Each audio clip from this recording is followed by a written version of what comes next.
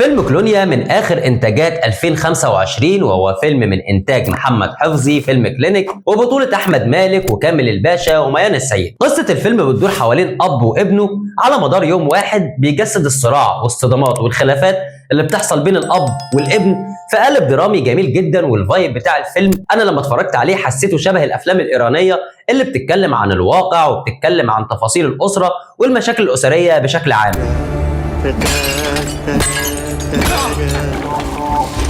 عمل ايه يا ام فاروق؟ انت اللي مش شايف حاجه، شوف الحقيقه.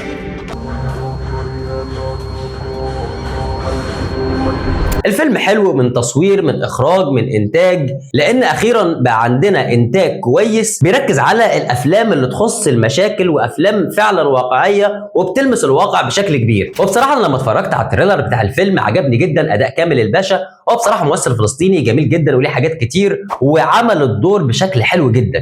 يعني الكام لقطه والكام جمله اللي قالها في الاعلان ادتني الاحساس فعلا ان هو اب ديكتاتوري او اب ظالم او اب متحكم. وانا بصراحه متفائل بالفيلم ومتفائل بدور كامل الباشا في الفيلم، وواضح ان احنا هنشوفه في حاجات كتير جايه عندنا هنا في مصر. ممثل يخطفك كده من اول مره وانت بتتفرج عليه. وكمان هو شخصيا اتكلم عن الدور ده تحديدا وقال ان هو من الادوار اللي بيكرهها لانه عامل دور الاب الديكتاتوري المتحكم، بس عامل الدور بشكل كويس. هذا الدور من الادوار اللي كتير بكرهها، بحبها وانا عم بشتغلها، بس لما بكون عم بحضر او لما بكون او بعد ما اخلص يوم التصوير بكون في حالة نفسية كتير صعبة. تتمنى ترمي نفسك تحت رجلين اي بنت تديك ريق. ده عيل جاحد يا قطر، انت مش عارف تبقى راجل لانك قاعد زي خيبتها ترمي بلاك على واحد رجله هو القبر. محمد صيام اول تجربه اخراجيه ليه تقريبا.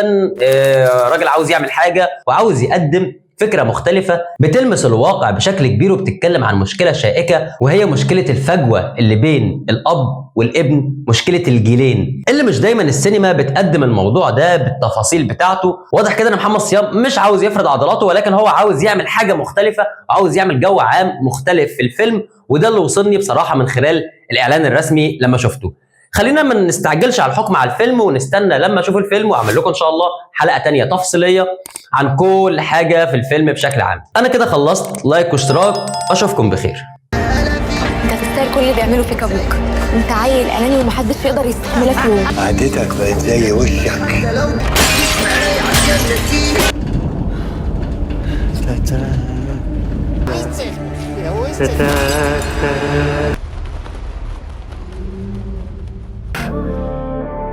تحبني؟ لازم في دماغي من ساعة ما فقت من الغيبوبة، بس مش فاكر